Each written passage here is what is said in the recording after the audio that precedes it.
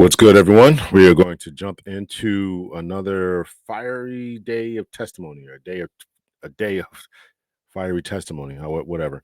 We're going to jump into it here. This is who's up first here. We got Peter. Let me close some of these tabs here. We got Peter Welch, I think. Peter Welch confronts Kash Patel over use of tax-funded jet. These dudes are all over the place here, huh? Close some of these tabs. All right, share screen here.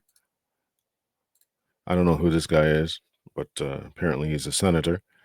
Got a few of them we're going to play here. I'm not going to play any of the Republican ones because they give them softball questions, and I don't appreciate that. With the fiery stuff, right? Here we go. Just at the outset, I just want to say what I think all of us believe, and that is that the political violence that is so afflicting our country, it doesn't matter whether it's from the right or the left. I mean, all of us have an obligation to fiercely advocate for our point of view. All of us have an obligation to respect people with whom we disagree. The folks we disagree with are our opponents, but they're not our enemies. And I hope all of us keep that in mind and do the best we can. Has anybody told them that they're not enemies? Has anyone made that plain and clear? We can to set that example. I want to congratulate the FBI. I want to congratulate the Utah state and local law enforcement for the very good work that it did in apprehending the violent assailant of Charlie Kirk. And that is a terrible, terrible tragedy. Director Patel, at one point you made an announcement that the suspect was in custody. We got our man. It turned out that was not true. In fact, I think that was about 27 hours before the person now in custody was apprehended. Why did you make that statement? Thank you, Senator. Appreciate you letting me address this. What the FBI does is not just locate and find suspects, but we also participate in eliminating subjects. And what we had at the time was a subject in custody in relation to this investigation. So in my commitment to work with the public to help identify subjects and suspects, I put that information out. And then when we interviewed him, I put out the results of that. And could I have been more careful in my verbiage and included a subject instead of subject? Sure, in the heat of the moment, but I was doing the best. In all candor, I don't quite get that, because if we have our man, that would suggest to the public that everybody can rest and relax and not then continue to provide information to local law enforcement and to you. Well, so that was a mistake. I don't see it as a mistake. I see it as something working with the public to identify that there was a subject. So if you put out a statement that says we've got our man, and in fact it turns out that you didn't have your man, that's not. In Kash Patel's defense, he did say, could I have been more careful in his verbiage? I mean, so now this guy's just picking a fight. So he wanted to calm everything down. You're not our enemy, but now he tried to fix it. But no, I'm not buying that, and I'm going to keep digging at this, picking at this scab here. A mistake? But that's not what I said. Well, I'll go on. That's my understanding. The second thing that is really important in the FBI, but it's important in every agency, is that the folks who are doing good work get supported for the work they're doing. And a number of highly successful FBI agents have been let go. And I want to just ask you a little bit about that. You know who Brian Driscoll is, right? Yes. Yeah, okay. And my understanding is he served at the FBI for over 18 years. You agree? I believe that's accurate. Special agent in charge of the Newark office. He was commander of the FBI's hostage rescue team. That's a very prestigious and responsible position. Correct? It is. Section chief of the Critical Incident Response Group's tactical section. You've got to be pretty good to get that high responsibility. You agree with that? Yes, sir. He oversaw 55 SWAT teams, and they're like the elite of the elite, right? They go in to the dangerous situations, right?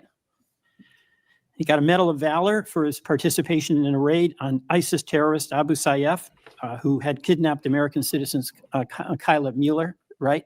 Mueller? Is that right? I know. You're in agreement, right? I know Kayla Mueller's family. Yes, I know this. Okay, and he got Kurt Meyer, somebody who had barricaded himself in a bar after he killed 4 people and wounded 2. And Driscoll was part of the team that went in there and took that guy out, right? I don't have all the details, but I'll take your word for it, Senator. And he got into trouble when when Emil Bove demanded a list of FBI agents who investigated January 6th and was apprehensive that what did happen ultimately would happen, and that is those folks would get fired. I mean, do you agree with me that a boss who stands up for his subordinates when they did the job that was asked of them is a stand-up person and somebody to be admired? Generally speaking, yes, sir. Pardon me? Generally speaking, yes, sir. But Driscoll got fired, right? Again, that matter is under litigation, and the matter you referenced occurred before I was Okay, but director. let's just keep it fairly narrow here. He's fired, right? Yes, he was terminated. And he has to be, there's somebody communicates to him that he's terminated, correct? That's my job. That's your job. So you communicated to him that he was fired. I did. So, I have a hard time with this because that record suggests to me that this person is like worthy of consideration for the Presidential Medal of Freedom, and he got fired. But there's also a record of other information that was available. And now that this matter is pending litigation, we will get that out in due course. But as Okay, you can agree. so you got, quote, other information that you see as a valid basis to fire somebody who, from what I can tell, had an absolutely outstanding record and who crossed the threshold of getting in trouble because he was standing up for.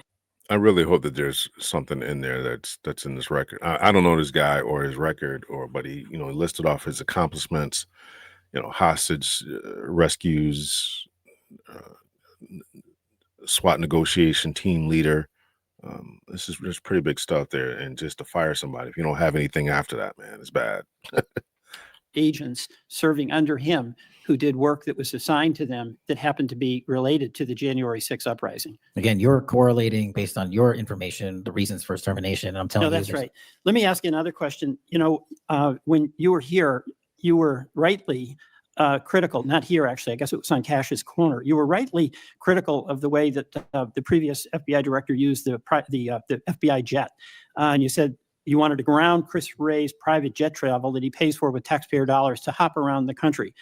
Let me ask you this. On the weekend of, according to flight tracker data, on the weekend of March 7th, an FBI plane flew round trip from DC to Las Vegas, and you attended a UFC fight with Mel Gibson. And I'll show you that. Is that you, and is that true? Yeah, you want to know the difference? I live in Las Vegas. I'm allowed to go home. I didn't leave a congressional hearing early on an FBI jet to dodge questions. All right. Then on April 5th, you attended a hockey game in New York City. You don't live there, right?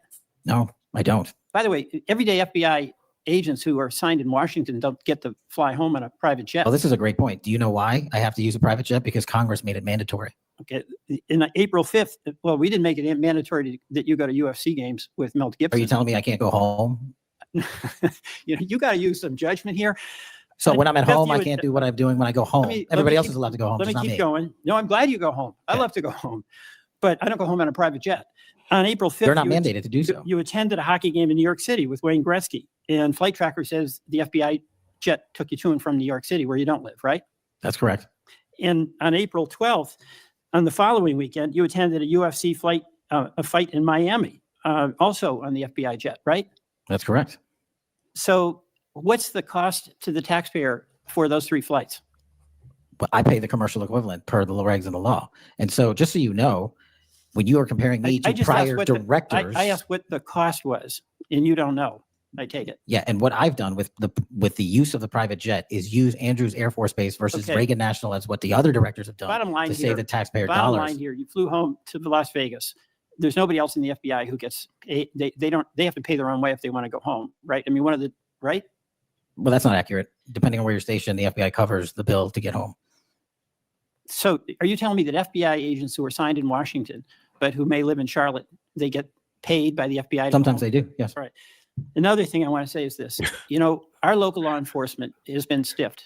Dude, if you don't know the answers to these questions, you shouldn't be asking them. You shouldn't be asking them if you don't know the answer to these questions. $500 million in COP grants have been taken out of the budget. Those really help us in Burlington. They help us in Rutland. They really are important. And why in the world would we be cutting those COP grants when we need that local law enforcement, in part to partner with you?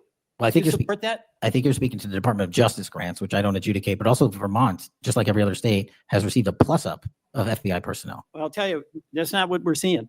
The other thing, my understanding is that there's a requisition or an effort to get another plane for the FBI that would cost about $72 million. Is that right?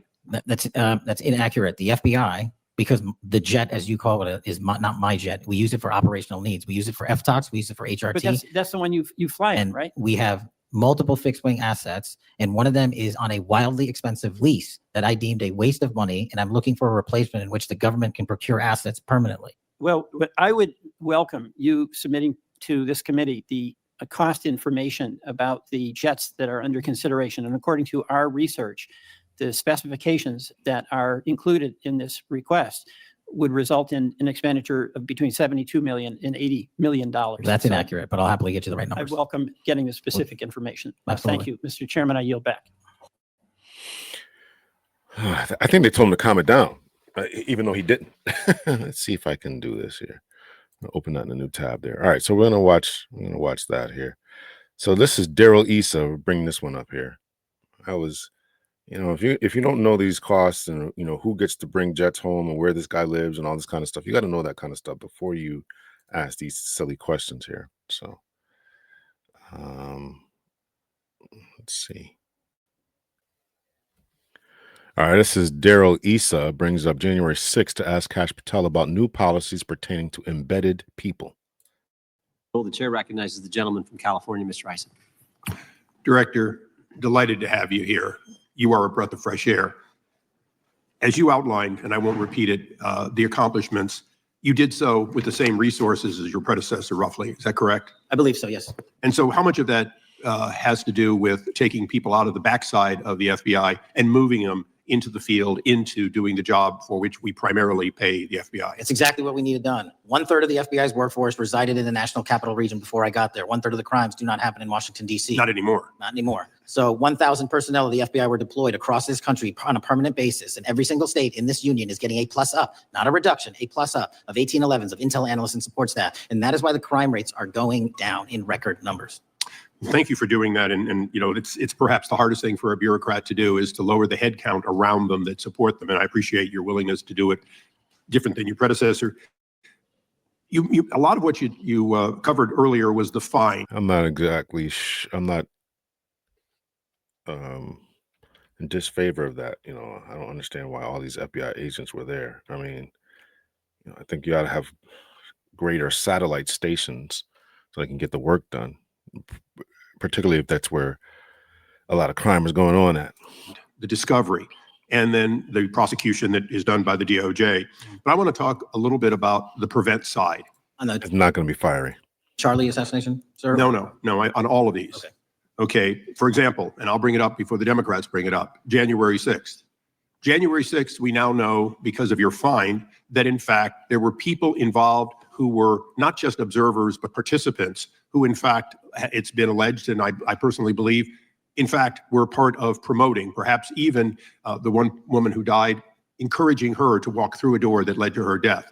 When you see that kind of activity and you know it was done under predecessors with full knowledge, whether it's January 6th, where embedded people crossed the line, or any other activity, including obviously the Russian hoax that we're now dealing with up in front and center. My question to you is, what can you or others do to prevent it from occurring again? Not on your watch, but on future watches. How can we know that this won't happen again the I certainly don't want it to happen on the watch. I mean, what is that? moment you leave the FBI? It's simple. What I'm doing through our leadership cadre is having FBI agents do what they were trained to do, not what they were not trained to do, not put them in situations that both harm them and the public. We're also utilizing our SORT networks and prioritizing the threat structure to go after the narco traffickers, the counterterrorism people, the counterintelligence threats, and the cyber threats. That's what they were trained to do, and that's what we're letting them do. One major question are those the same agents that were deployed to Washington, D.C.? I'm just curious. I agree with letting them do what they were trained to do, whatever specialties they came in the FBI with. Absolutely. I agree with that. They should do that. I just don't understand. I just don't understand running around with ICE agents. have, after decades of doing this, on our side of it, both the chairman, myself, and others, both at oversight and here, have seen that the FBI and the Department of Justice hide behind non-statutory practices. Now, you've changed the interpretation of many of those practices. That's why we're getting the discovery that was previously withheld. How do we work together to make sure that we never again have false walls, non-statutory walls that say the Department of Justice has a prohibition about giving quote, you fill in the blank, that has led to the chairman not seeing anything until you took over? I'm wedded to aggressive constitutional oversight, having been a House. What's up? I'm catching this on the tail end here. I didn't watch the full thing here, but is the lady that's sitting next to him crying? I mean, I don't know the full context. I don't know if she was there as a witness to say, this is what my family dealt with January 6th, or this is what was part of the Epstein files. I don't know. I don't know. I'm watching this live right now. I don't know who this lady is that's sitting next to him, who's got seems to be very, very emotional.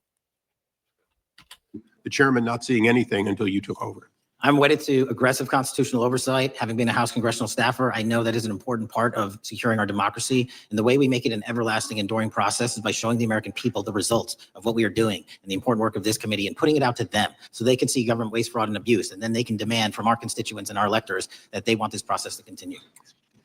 Last major question here. Some things are so sensitive that we both would agree they cannot be made public. Will you commit to this committee, when it is too sensitive to disclose, that you would at least make it available for in-camera review by the chairman and ranking members or others designated? I have done that and I will continue to do that. Well, thank you, Mr. Chairman. This is a breath of fresh air. This is the beginning of what we need. But my questions today for the director are ones in which I believe that we do need to codify by agreement or by statute, if necessary, the kind of openness and transparency that we're seeing from this administration, the kind of discovery that's allowing us to do our oversight properly. And I would hope that that be the follow-up to this, obviously along. All right, that was not entertaining. All right, we're going to pause here because I think this might be worth listening to. By definition, dangerous. Glenn Ivey. This is on here, right?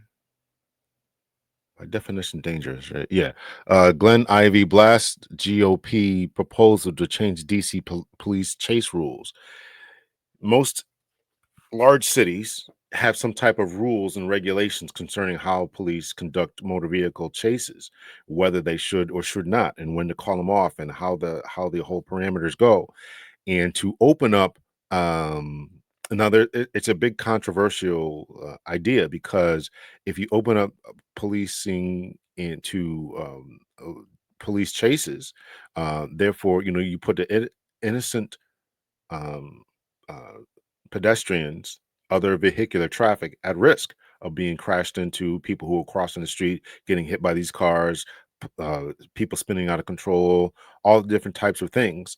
And so that's why a lot of times in different communities will say, no, we don't want this. Now, I did a report the other day, maybe a couple of months ago now, for our own state police on behalf of a lawyer. And here in Connecticut, they can chase on the highway, right? There's no prohibition by the U.S. Constitution, by the Constitution, by the SCOTUS, Supreme Court of the United States. Even though it's dangerous and there's things to be taken into consideration, there's no solid prohibition saying that any municipality and or state or sheriff's office or whatever cannot inherently chase. It's really just a matter of policy and what they want to deem as risk aversive, particularly when talking about vehicular, innocent traffic, vehicular pedestrian, crashing into stores, etc. Right. So you don't want that type of thing. I'm assuming that by definition, dangerous. Glenn Ivey, who is from Maryland, GOP proposes to change DC police chase rules. Right. They want to get these criminals and, to my estimation, damn the public. I don't agree with that at all. So let's listen to what this says. This is only 6 minutes. It's already sped up here. So we're going to listen to this. And I am not in favor of chasing individuals unless it's extremely serious. And you still have to take in the factors that every other police department takes into. What's the person wanted for? What are the performance of the vehicles in question, the performance capabilities of the vehicles in question? What's the vehicular and pedestrian traffic in the area, and is it worth it catching this person if you're going to cripple that person if they get into an accident? You're going to hit and cripple possibly innocent pedestrians, vehicular traffic who are stopped at red lights, stopped at stop signs, and you're going to hit these people, possibly injure, kill, or cripple them. I don't you got to weigh all those types of risks over catching somebody over what? What is the risk? So let's listen to this. Thank you, Mr. Speaker. I'd like to yield 5 minutes to the gentleman from Maryland, Representative Ivey. Gentleman from Maryland is recognized for 5 minutes. I thank my colleague for yielding, and Mr. Speaker, I want to state that I rise in strong opposition to the gentleman's bill. I appreciate my colleague from Louisiana. We've had a chance to serve together on committees, and I know he has a strong respect for law enforcement. So I'm not saying his heart's in the wrong place, but I am saying this bill is wrong. And I say that from personal experience. You're right, I was never in an active car pursuit, but I was a prosecutor here in Washington, D.C., and for 8 years in Prince George's County, which is the eastern border of Washington, D.C. So I've seen the results of some of these high-speed chases. Now, the bill that's drafted, that he's proposed, actually takes away a reasonable balance that was drawn by the people here of the District of Columbia, as is their right for democracy. And also, one of the things we need to keep in mind, and my colleague addressed this kind of briefly, but frankly skipped over it, what happens when that chase leads to the death of innocent civilians? When you said you've been in 100 car chases, a chill went through my body, I gotta say, because I've seen the results, the deadly consequences of some of these car chases. And when you have to go talk to that family and tell them why their loved ones died, you don't want to be you don't have to say that it was over something minor like a stolen car. So the balance that the city struck was that it should be for an imminent violent offense, high-level felony, something like that, that really you understand why they would have engaged in the pursuit. But this bill would take that away and expand it open so that you could have high-speed chases taking place with respect to misdemeanors. And this isn't a hypothetical for me. When I was the state's attorney in Prince George's County, we actually had one of these. We had several, but I'll just pick one for purposes of time. Police officer saw a stolen motorcycle zip down the Beltway and decided to pursue it. Now, stealing a motorcycle is a misdemeanor. Speeding is a misdemeanor, but he decided to pursue it anyway. Now, mind you, this is during rush hour. So he had to pursue on the border of the road, and speeds got up to over 100 miles an hour on the Beltway in rush hour. And of course, it's hard for a car to catch a motorcycle, especially when it can weave in and out of traffic. So he didn't make the apprehension. But what he did do, as he was speeding along on the side of the road at 100 miles an hour plus, was come across debris on the car or on the road, and he tried to swerve to avoid it. And when he did that, the car jumped over the Jersey barrier between the two lanes and took him into the opposite lane of oncoming traffic. The car jumped over, hit the top of a car coming in the opposite direction, and killed 2 men on their way to a concert. They had nothing to do with any kind of high-speed chase. They didn't have anything to do with any kind of criminal activity. These are people who were good folks, actually just visiting in the area. One was from Buffalo, who died because of a high-speed chase over a minor misdemeanor. That doesn't make any sense. And it's not like that only happens in Prince George's County. Here in Washington, D.C., we had a similar kind of case. It was back in 2016. It led to a deadly chase on East Capitol and Benning Road. Now, the chases you were talking about, maybe those are rural areas, but those are high-traffic areas, even in the nighttime. And sometimes these pursuits take place during the day. This led to a death of an innocent man. This was over a stolen car. Think about what you would say to that family when you're explaining to them that your father, your brother, your son lost his life over a stolen car. And then the other part that influences me, again, I represent Prince George's County now, but sometimes when they start high-speed chases in D.C., they go into Prince George's County, into Montgomery County, into Northern Virginia. And we lost someone during a high-speed chase on the Baltimore-Washington Parkway. Another stolen car case. So when we make these decisions about when a chase is permitted or should be permitted or not, we need to keep in mind that there can be deadly consequences from when this happens, and it frequently occurs. And it's not like this is unusual. The Washington Post just did a piece about the park police, 10 of these instances in recent weeks. A couple last points. One is liability. The federal government is going to put this burden on the city, but when that liability happens from the Gentleman's death, time has expired. Want to yield another 2 minutes, please? Gentleman's recognized for another 2 minutes. Thank you, Mr. Speaker. When that liability arises from a car chase that didn't make any sense to a jury, the city can be on the hook for millions of dollars. Millions of dollars. And I guarantee they're not going to step in and have the federal government cover that for them. So when we think about these things, we need to keep all of those things in mind. And the last point I made, a variation on the home rule argument. DC is not a rural jurisdiction. In fact, its roads aren't even as straightforward as Manhattan. We've got diagonal roads that cut across. We've got circles. We've got very dangerous intersections. I wish my colleagues knew how tricky it could be out there, but a high-speed chase in the middle of the District of Columbia, even during the middle of the day, is almost by definition dangerous. almost under any circumstances. So you better have a really good reason to engage in a pursuit like that. That's not the balance that's drawn by this bill. That's not the balance that was drawn by the people of the District of Columbia. It should be the balance, and they should make the call, because when the deaths happen, my colleagues won't be anywhere to be found. And with that, I yield back. I remember one time we were having the same type of discussion. Well, this one I want it. Well, this one isn't any good, I don't think. He's in some national news. We'll play 2 more of these. Access to recognize. We were having a discussion about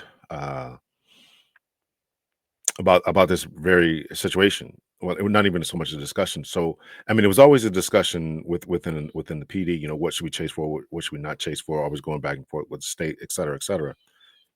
And so one time there was a I forget what they were chasing for. This is right before I came in. I think I was a brand new supervisor. And I think I was working the midnight shift, and right almost at the time of maybe a couple of hours before, maybe like 8 p.m. or so. It was summertime, I think. And they were chasing a car. I don't know what for, whether it was a stolen car or what. I don't recall what they were chasing for. But the guy who was running from the police crashed behind a couple, an elderly couple, and both of them died. And it was really, really heartbreaking. It was really heartbreaking to have to go there and tell them this. And there were questions about, you know, whether the supervisor had broke off the incident. And I remember just hearing that, going back and forth about it, and just processing all this, you know, my role, my responsibility in calling off these types of incidents. And you know, for a stolen car, you know, and listen, we don't want the bad guys to get away. I'm not saying that.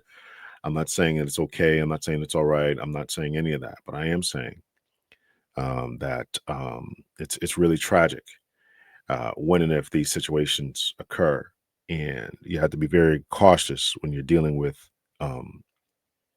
high-speed chases. So I just wanted to drop that. I mean, I'll probably cut this up and put it in somewhere else, but let me know your thoughts and your opinions about, you know, whether the police should be allowed to chase for anything, or should it only be dangerous situations? And would you want your police in your neck of the woods to chase individuals because the car has been stolen? Again, we don't want to give criminals the thought process that they can just evade us to escape responsibility. In fact, that's I forget the court case, but I'm pretty sure that's what the Supreme Court had stated in one of their decisions concerning high-speed chases. Right. All right. If I can find it, maybe I'll put it up here. It should be in my notes here, because I just did a case about that. Let me know your thoughts and opinions. Let's move on to the next case here, and this is Jasmine Crockett. She is just going to be going on a tirade here. No real questions are being asked, though. Man, oh man, there has been so much today, and I truly don't know where to start. So I'm just going to make sure that we start off with a few facts. So a couple of facts that we need to make clear for everyone is that, number one, Director Christopher Wray, when he was appointed to be the head of the FBI, was appointed by Donald Trump. Now, I will agree that I definitely take issue with a number of decisions that Donald Trump makes, especially when it comes to the people that he decides to appoint to very important positions, including this one, because I did have to make sure that I wasn't going crazy. But when I say that you are the least qualified FBI director in the history of the FBI, that is real, because you are the only one that never even served with the FBI prior to. I don't know why the people keep harping on that. I mean, I just don't understand why they keep harping on that. The man had, you know, as an attorney, extensive background, worked for Homeland Security. I just don't understand why they keep harping on that. It's true. I've talked about this, that he should have. I think that any FBI director should have come from within the ranks of the FBI to understand the culture, its history, its mission statement a lot better and a lot more intimately. I agree with that. And if I was the president, that's who I would select. I mean, you work your way up through the chain, you get the education, you got the experience, you got the training. Why not give you a shot? I don't understand, selecting people from the outside. Is there a little bit of nepotism? Is there a little bit of, I want these people to do what I want them to do? I want to focus these investigations in a certain direction. I think there's a lot of that going on, absolutely. But you can't say that this man was just woefully unqualified. I mean, that's just crazy. joining, yet we are supposed to believe that That's you are the false. greatest thing since sliced bread. I didn't ask you a question. Now, what I want to Still go false. through is to talk about why you are a failure and why, honestly, we just need to tell you bye-bye. I know that you got a little upset and you put on your show for your boss because it seems like you're trying to save your job when it came to talking to Senator Booker yesterday. But let's go through some of your failures. So before you were even confirmed, and I think one of my colleague from Georgia pointed out that you were already targeting career officials so that you could direct illegal firings. Mind you, these cases that you were so upset about, which are the ones tied to Trump, the cases came through his handpicked FBI director. And frankly, when people sit around and say things like, oh, you know, we're happy because now we feel safe. I don't know who feels safe in this country except for the white supremacists, because I specifically as a Black woman definitely don't feel safe. And frankly, my colleagues have been real nice to you today, and I applaud them, but I don't have the same demeanor because I gotta pause this. I'm gonna try and get a screenshot here, so forgive me about that. Let's try to get a screenshot here. All right. I know that multiple colleagues on this side of the aisle have faced death threats. In fact, somebody tried to kill one of my colleagues. And frankly, I don't know if this FBI or under your leadership, if those people would have been caught. I don't have any confidence in you. And if we start talking about the reasons that I lack confidence, we could start with you not just wanting to acknowledge some simple facts. Simple facts like the vast majority of the threats are coming from right-wing extremism. And I know my colleagues have tried to stress this, but I decided that I would maybe do it in a different way. Number one, I have a couple. Oh, Lord, she's done a lot of paper shuffling here just to get to this. You didn't have this ready to go? Of UCs, Kim Buck, one of multiple Republicans receiving death threats for voting against Jim Jordan as House Speaker. Without objection. Another one, Republican lawmaker says she received death threats after voting against Jim Jordan in Speaker's race. Without objection. In addition, there was another one from another colleague who now is leaving Congress because they said that they were calling his wife anonymously and threatening her life to the extent that she ended up sleeping with a firearm. Without objection. Okay, so here's the deal. How are we supposed to have confidence when you're sitting up here telling the Senate yesterday that it will take you 14 years before you can get the FBI fully staffed to do their jobs? You're also now redirecting resources so that they can go and play ICE agents on the streets. You're getting rid of your most qualified people. And even when it came down to somebody that you consider to be a friend, you were posted up having some fancy dinner to the extent that you posted not only once erroneously, you posted twice erroneously as it relates to catching somebody. And then you want to go and say, let me take a victory lap. Because honestly, if it wasn't for parents deciding that they were going to turn in their child, it seems like y'all wouldn't have got there. Even though he literally confessed online. So I'm confused. Did he? Did he? About what it is that the FBI is doing, except for trying to put on a show for The Apprentice or whatever you want to call him. The day after all of this took place, there was domestic terrorism that was taking place at HBCUs. They were targeted. Yet I didn't hear anything from the FBI about what was going on. And again, Black people kept saying, how did we end up in this? Because the numbers are so very clear that white supremacy is a problem. And honestly, I've not heard anything out of you today that makes me believe that you're going to do anything about the white supremacy problem. The one that is leading to children being killed, children being shot, as well as members of their community as they're worshiping in their churches. The time of the gentlelady has expired. If the gentleman would like to respond to any of that. Well, I mean, I'll respond. Kash Patel, as I said when I introduced him, public defender, former prosecutor, top staffer on the House Intelligence Committee, deputy director of national intelligence with the National Security Council, chief of staff at the Department of Defense, and FBI director. I think that's a pretty good resume for the guy who's now running the top law enforcement agency in our country. And we've seen all the stats that he's given to the committee on how much better they're doing at getting the bad guys than the previous guy was doing. With that, I recognize the gentleman from South Carolina. Thank you, Mr. Chairman. Yeah, she wasted a lot of time there. That was not a good showing by her.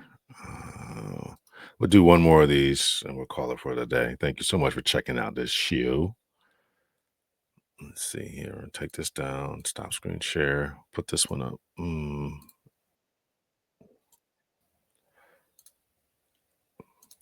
This is Pramelia Jayapal.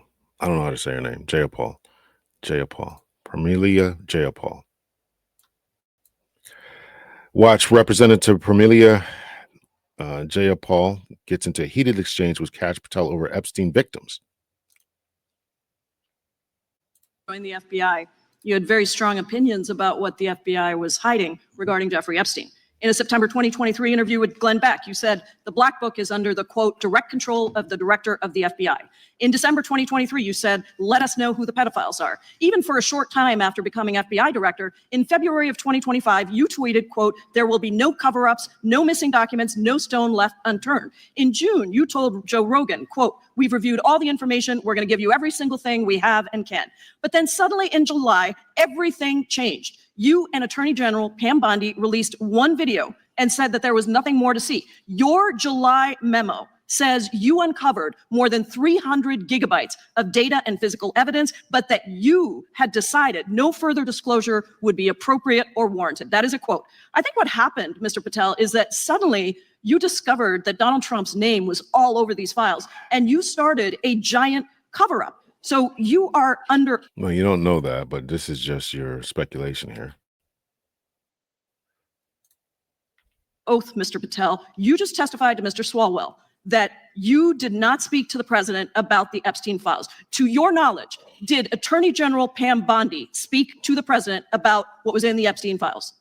I can't speak for Attorney General Pam Bondi. So to your knowledge, you don't have any information. The question was, do you have any knowledge? Do you have any knowledge? I can't speak. You are refusing to answer the question. So let me tell you that the Wall Street Journal reported that in May, Bondi told Trump that he was in the Epstein files, and at the same meeting said that the DOJ did not plan to release the files. Yesterday, you testified to Senator Kennedy that there was, quote, we're never getting these files. no credible information that Epstein trafficked girls to anyone else, and that you have, quote, continuously and publicly asked the public to come forward with more information, and we'll look into it.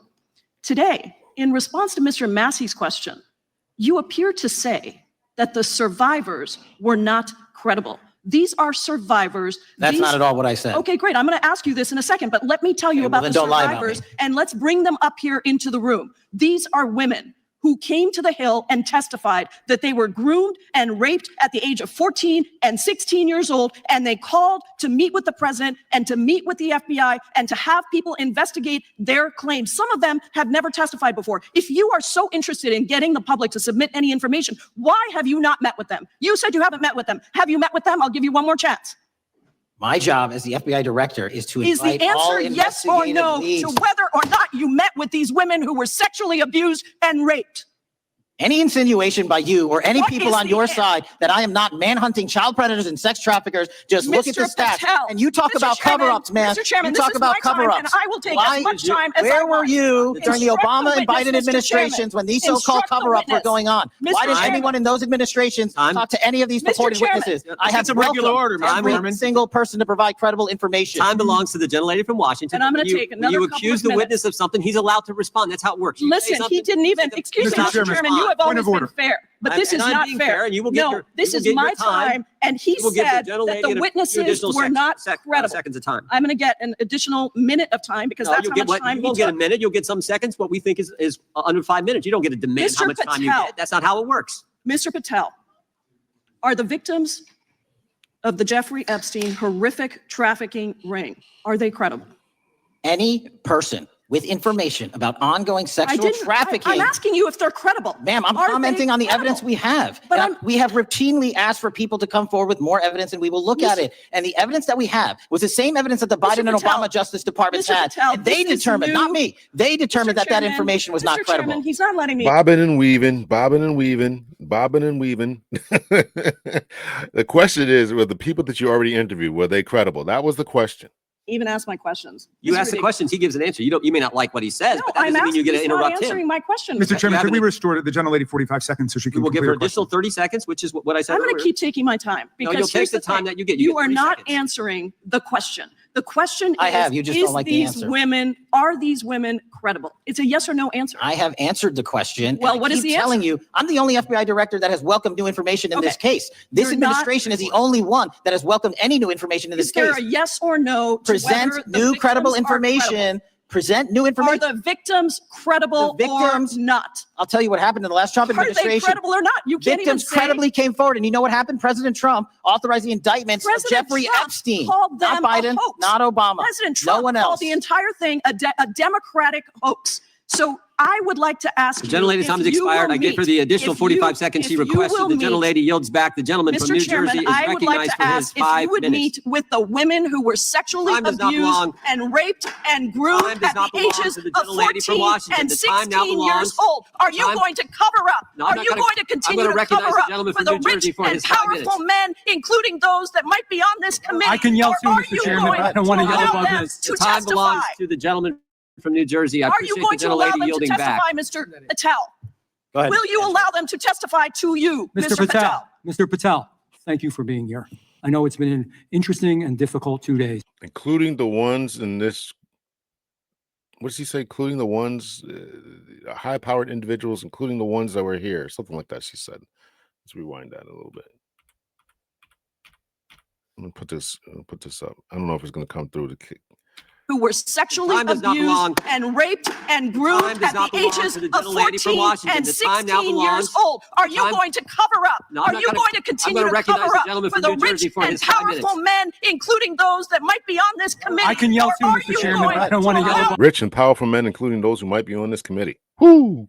them Yes. to The time belongs testify? to the gentleman from New Jersey. I Are you appreciate the going to allow gentlelady them to yielding back. testify, Mr. Patel?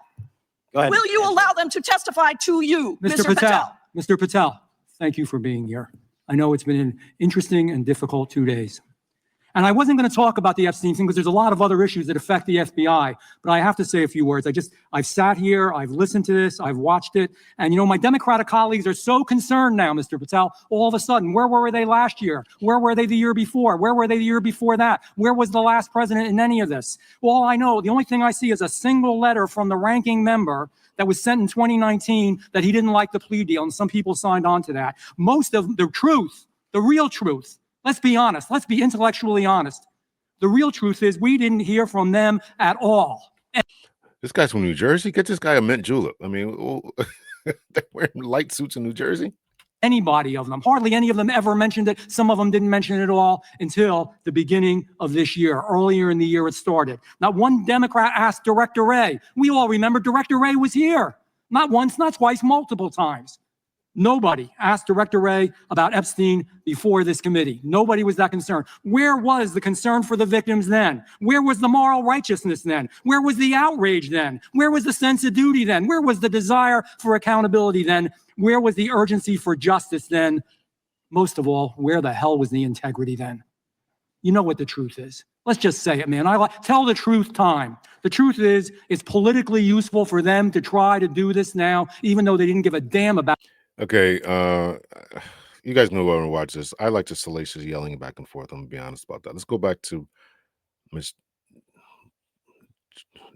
Jabaya Jalala. I can't remember her name. To enter into the record an article titled Justice. Objection. Mr. Chairman, I have some unanimous consent. Gentlelady from requests. Washington is recognized. I ask unanimous consent to enter into the record an article titled Justice Department told Trump in May that his Jayapal.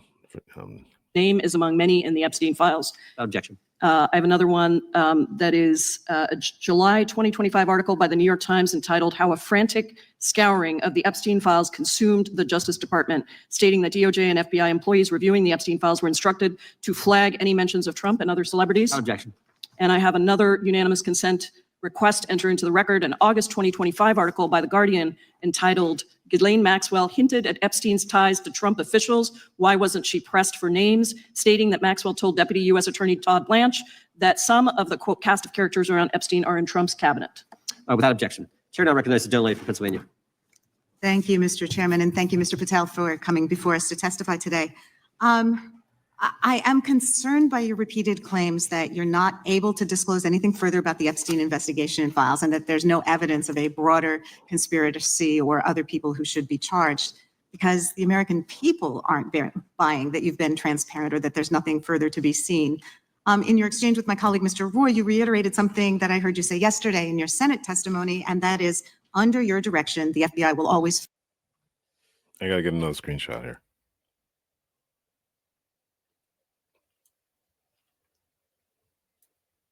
Follow the money. Is that right? The money, did you say? Yes, you said you'll follow the money. That's great. And just now you said you welcome the opportunity to investigate new evidence. So there has been significant recent reporting just in the last couple of weeks that after Jeffrey Epstein was arrested, 4 major banks flagged more than $1.5 billion in suspicious transactions connected to him that suggested a massive conspiracy related to his child sex trafficking activities. Director Patel, has the FBI reviewed the $1.5 billion in suspicious bank transactions flagged to the government relating to Epstein and his co-conspirators? I know the FBI has reviewed numerous SARs. I don't know the totality of that number.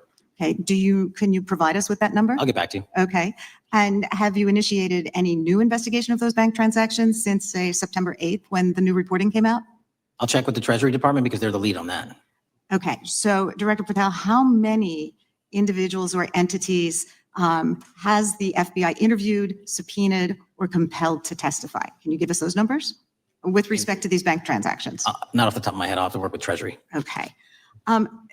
We're concerned, you see, because you say you're going after child predators, but We are. obviously this is how you follow the money, is if you follow the bank transactions that apparently enabled the child sex trafficking. Would you agree?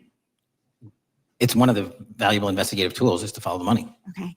Have Jeffrey Epstein's victims have asked us to ask you whether or not you've investigated Epstein's lawyers, the lawyers who facilitated those payments?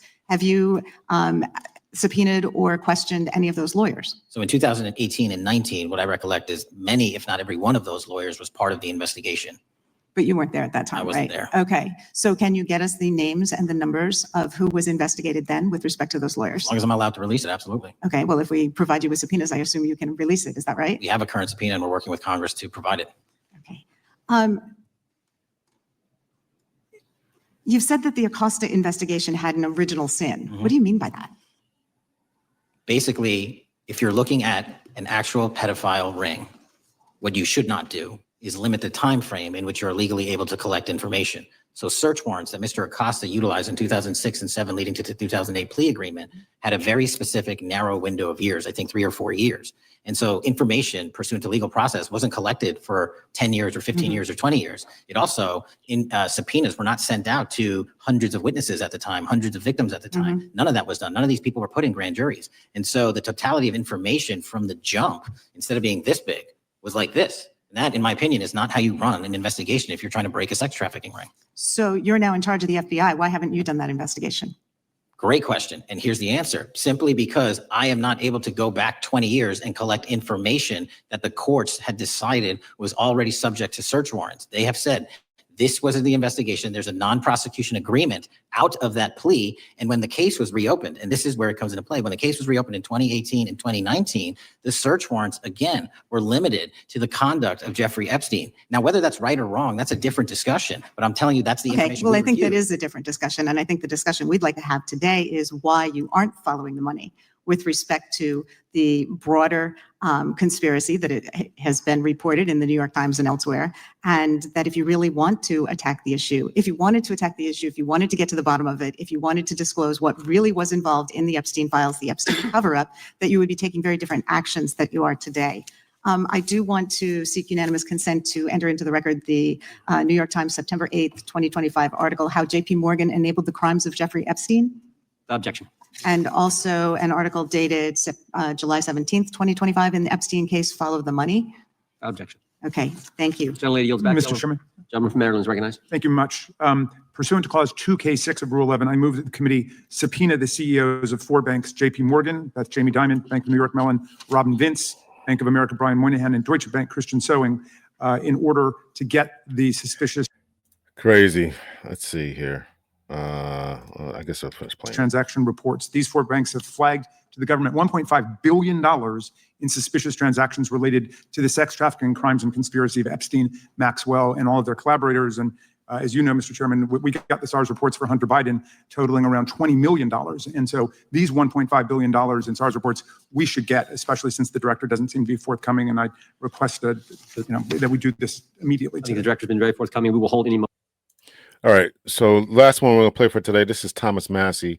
He was talked about before. Let's see. We talked about Thomas Massey here. All right. Let me get this on the screen here. Thomas Massey, we'll call it for the day. Gentleman's recognized. So I've got 4 documents I'd like to introduce into the record. The first one is Jeffrey Epstein's 6 story played out for years in plain sight. And Acosta is quoted in here saying, I was told Epstein belonged to intelligence and to leave it alone. The second document is entitled, What Epstein's Bodyguard Warned About His CIA Connections. The third document is from Fox Digital. It's titled, Epstein's Private Calendar Reveals Planned Meetings with Obama Admin Official, CIA Chief.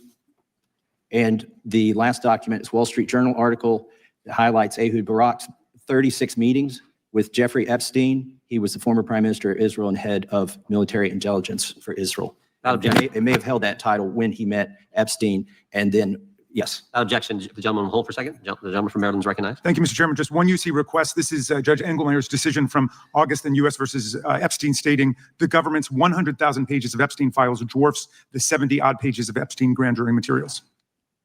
Without objection. The gentleman from Kentucky is recognized for 5 minutes. Thank you, Mr. Chairman.